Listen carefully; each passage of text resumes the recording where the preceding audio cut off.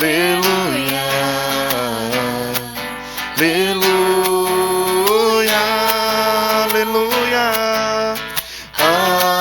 aleluia, aleluia, aleluia. O Senhor esteja convosco. Ele está no meio de nós. Proclamação do Evangelho de Jesus Cristo segundo Mateus. Glória a vós, Senhor. Naquele tempo, Jesus contou esta parábola aos seus discípulos. O reino dos céus é como a história do patrão que saiu de madrugada para contratar trabalhadores para a sua vinha. Combinou com os trabalhadores uma moeda de prata por dia e os mandou para a vinha. Às 9 horas da manhã, o patrão saiu de novo. Viu outros que estavam na praça desocupados e lhes disse: Ide também vós para a minha vinha. Eu vos pagarei o que for justo. E eles foram. O patrão saiu de novo ao meio-dia e às 3 horas da tarde e fez a mesma coisa. Saindo outra vez pelas 5 horas da tarde, encontrou outros que estavam na praça e lhes disse: Por que estáis aí o dia inteiro desocupados? Eles responderam: Porque ninguém nos contratou. O patrão lhes disse: Ide vós também para a minha vinha. Quando chegou a tarde, o patrão disse ao administrador: Chama os trabalhadores e paga-lhes uma diária a todos, começando pelos últimos até os primeiros. Vieram os que tinham sido contratados às 5 da tarde, e cada um recebeu uma moeda de prata. Em seguida vieram os que foram contratados primeiro, e pensavam que iam receber mais. Porém, cada um deles também recebeu uma moeda de prata. Ao receberem o pagamento, começaram a resmungar contra o patrão.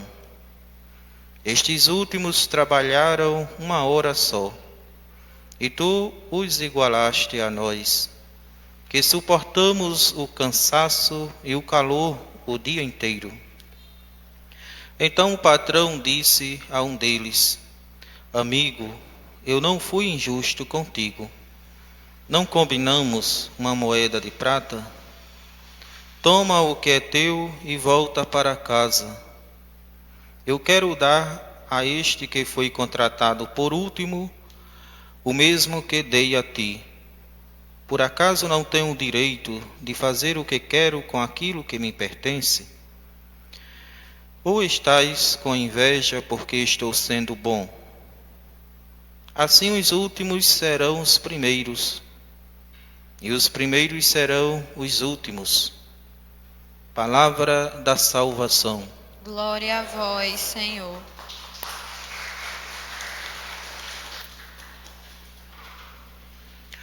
Amados irmãos e irmãs, que aqui estão na matriz do Sagrado Coração de Jesus, os nossos irmãos e irmãs que estão nos acompanhando pela página do Facebook. Nós estamos vivenciando, celebrando o 25º domingo do tempo comum. Aqui estamos expressando o nosso desejo de nos encontrarmos sempre perto de Deus. Iniciamos a nossa celebração invocando a presença de Deus, a Trindade Santa entre nós. Algo assim ouvimos na primeira leitura do profeta Isaías. Buscai o Senhor enquanto pode ser achado. Invocai-o enquanto ele está perto. Então nós devemos ter esta disposição espiritual em buscar Deus enquanto estamos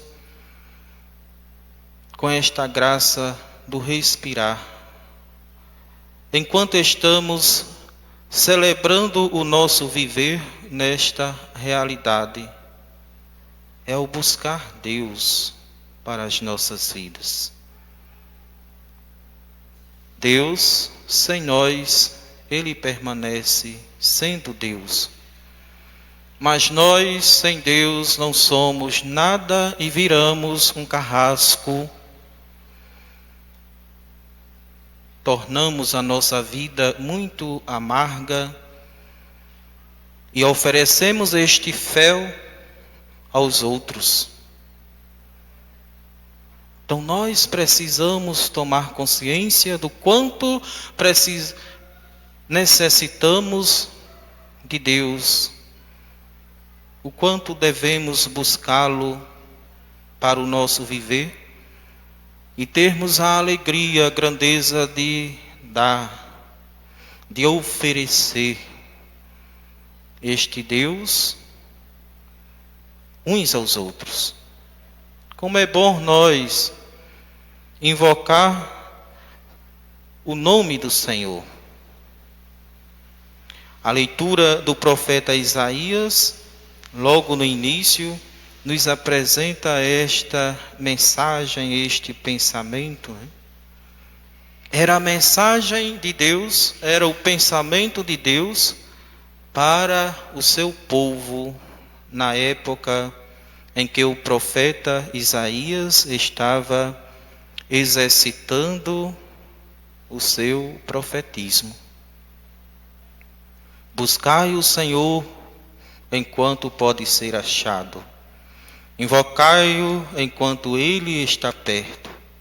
Abandone o ímpio seu caminho e o homem injusto suas maquinações. Que contexto o povo de Deus estava vivenciando, celebrando, quando o profeta estava levando esta mensagem? E como fomos lembrados, a mensagem de Deus, o pensamento de Deus para o seu povo. Aquele povo estava vivenciando os últimos momentos do exílio babilônico. Era um contexto de desolação. Tudo aquilo que pertencia ao povo, suas terras, seu lugar, até mesmo o templo, tudo havia sido destruído. Era uma realidade tão triste para o povo. E o profeta Isaías estava ali no meio daquele povo para consolar, para transmitir uma mensagem de esperança. E de fato o povo precisava ouvir uma mensagem de esperança, precisava ser consolado, porque era um momento de reconstrução.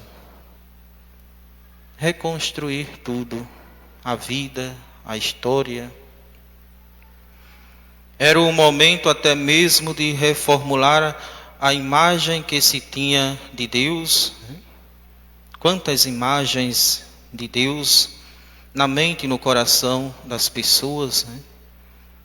Hoje, neste tempo que vivemos, muitos buscam criar uma imagem de Deus ao seu modo, ao seu gosto. Então o profeta alertava, o profeta lembrava as pessoas com este outro pensamento, conferido pelo próprio Deus a ele, a Isaías, para que Isaías comunicasse às pessoas. Meus pensamentos não são como os vossos pensamentos, e vossos caminhos não são como os meus caminhos. Estão meus caminhos tão acima dos vossos caminhos, e meus pensamentos acima dos vossos pensamentos, quanto está o céu acima da terra. E logo nós concluímos, queridos irmãos e irmãs, que a lógica de Deus é muito diferente da lógica humana. Nós muitas vezes pensamos, por estarmos há mais tempo na comunidade, há mais tempo na igreja, por termos uma certa idade com relação aos outros, que vão chegando para esta vinha, né? Muitas vezes nós somos tentados a pensar que somos merecedores mais do que os outros das bênçãos, das graças de Deus, da bondade de Deus. É a lógica humana. Porém, como nós ouvimos na leitura do profeta Isaías, os pensamentos de Deus são diferentes. O querer de Deus é diferente do nosso querer. Esperamos ser retribuídos por aquilo de bom que realizamos. O ser humano sempre é tentado a pensar assim. E o bem que nós realizamos, que devemos fazer, devemos realizar, devemos fazer, oferecer de maneira gratuita. É assim que Deus age. Devemos querer, pensar, querer e fazer o bem, porque nos sentimos filhos de Deus, porque nos sentimos irmãos e trazemos esta bonita identidade. Somos cristãos. Fazer o bem sem olhar a quem. Quem faz esta experiência experimenta algo de grande valor na vida. Uma satisfação enorme na vida. Se sente tão livre para com todos. É assim, amados irmãos e irmãs, que Deus se comporta, que Deus se dirige a cada um de nós de maneira gratuita. A salvação que Jesus veio trazer à humanidade não foi apenas para alguns. A salvação foi destinada, é destinada para todos. Olha a gratuidade de Deus. Neste pensamento está o evangelho que ouvimos narrado por Mateus, Jesus contando esta parábola aos seus discípulos, dizendo que o reino dos céus é como a história do patrão que saiu de madrugada para contratar trabalhadores para a sua vinha. Aquele patrão, que nós podemos dizer também aquele dono de casa, ainda de madrugada sai para ver algumas pessoas para a sua vinha e contratou,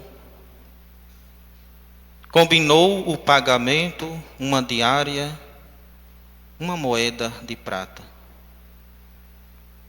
Todos concordaram. E era justo. Era o valor de uma diária. E nos diz a parábola que aquele patrão saiu outros momentos.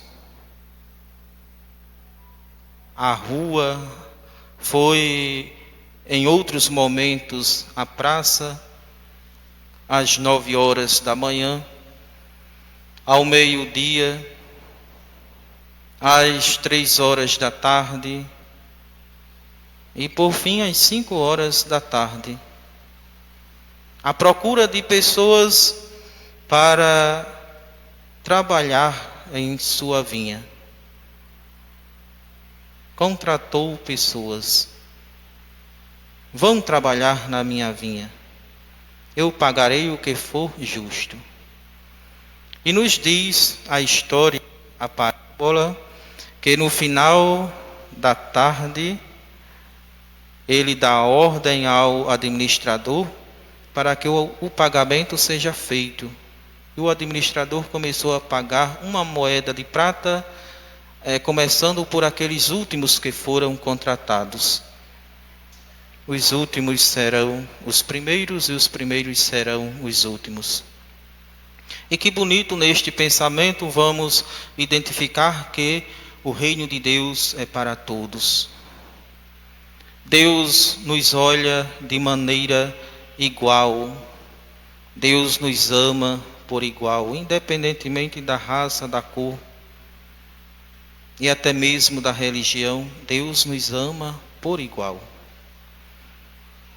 Mesmo nos momentos que estamos fraquejando, sei lá, na fé, na vida, mesmo nos momentos em que estamos fazendo a coisa errada, Deus ali está a nos amar. Deus ama a pessoa. Deus não ama e não aprova o pecado. Não, mas o pecador, a pessoa em si, Deus ama e ama de maneira incondicional. Ama de maneira profunda. É um ser humano, é uma pessoa. E como eu lembrava, mesmo quando estamos errando, Deus está a nos amar. E tomado do desejo de que nos voltemos a Ele. Tomado do desejo de nos conferir a salvação. Então vejam, amados irmãos e irmãs, por meio da liturgia da palavra, precisamente do Evangelho, o modo como Deus se relaciona conosco, a maneira como Deus trata o ser humano. A imagem deste patrão reflete a imagem de Deus.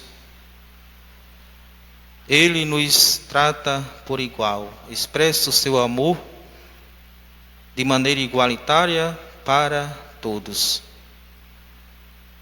Quando aquele administrador estava fazendo o pagamento, os que foram contratados na primeira hora começaram a reclamar.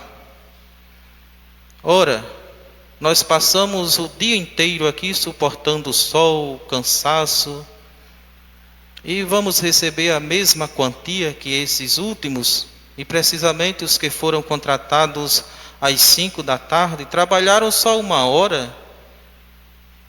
Olha como o ser humano pensa, a lógica humana.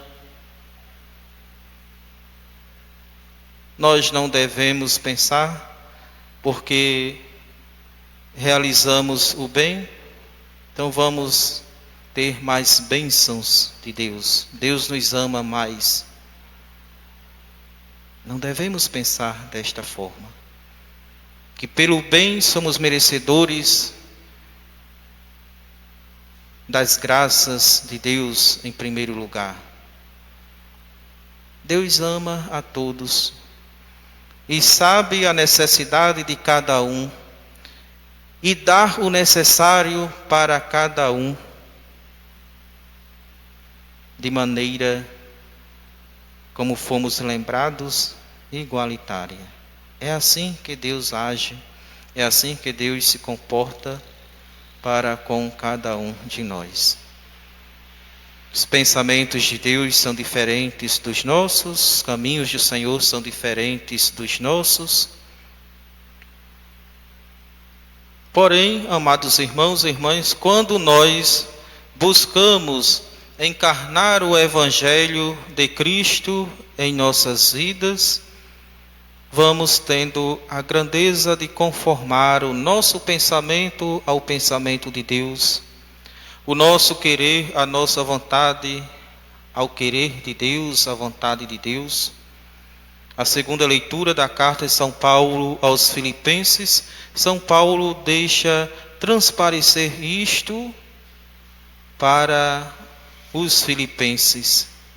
Deixa transparecer isto para todos nós que estamos tendo esta oportunidade de ouvir a palavra de Deus. Dizia Paulo: Cristo vai ser glorificado no meu corpo, seja pela minha vida, seja pela minha morte. Pois para mim o viver é Cristo e o morrer é lucro. Então somente alguém que chegou a esta maturidade na fé, na vida cristã, pode pensar desta forma. Tem a sua vida inserida na vida de Cristo. Busca conformar os seus pensamentos à sua vontade, aos pensamentos, à vontade de Cristo. E Paulo expressava aquela inquietude, tinha o desejo de morrer para entrar no ser de Deus de maneira definitiva, entrar na eternidade. E ao mesmo tempo era atraído, brotava na consciência aquele desejo de estar presente na comunidade, entre as pessoas, para ser sinal de Deus, para falar do Evangelho, para pregar a boa nova às pessoas. Existia essa inquietação no coração de Paulo. E ele pensava: se é melhor estar aqui, se Deus me concede o hálito da vida, então eu quero estar presente na vida de vocês, filipenses. Eu quero estar presente na vida das pessoas, sendo sinal, presença de Deus na vida de cada um, levando o Evangelho, levando o bem às pessoas. E que bonito este outro pensamento. Só uma coisa importa: viver à altura do Evangelho de Cristo. Ele lembrava a comunidade dos filipenses e lembra a todos nós. E lembrava a ele também que se fazia necessário viver à altura do Evangelho de Cristo. Viver à altura do Evangelho de Cristo era exatamente conformar toda a sua vida, todo o seu viver à vida do Cristo. Seria o tornar-se um outro Cristo no meio das pessoas. Seria encarnar verdadeiramente a boa nova na vida. Viver à altura do Evangelho de Cristo seria abraçar a causa, contribuir para com o reino do Senhor, trabalhar na vinha do Senhor de maneira prazerosa e de maneira responsável. Então, que pensamento bonito para todos nós, que lição para todos nós, que hoje estamos tendo esta graça, de estarmos aqui reunidos, outros em suas casas, vivenciando este momento de celebração. Então peçamos, amados irmãos e irmãs, a graça de conformar todo o nosso viver ao viver de Cristo. Pedir esta graça a Deus. Pedir a graça a Deus de nos sentirmos verdadeiramente irmãos, de nos sentirmos verdadeiramente cristãos, que busca pensar o pensamento de Deus, que busca querer para a vida e a vida dos outros o querer e a vontade de Deus. Louvado seja nosso Senhor Jesus Cristo, para sempre seja louvado. Creio em Deus Pai,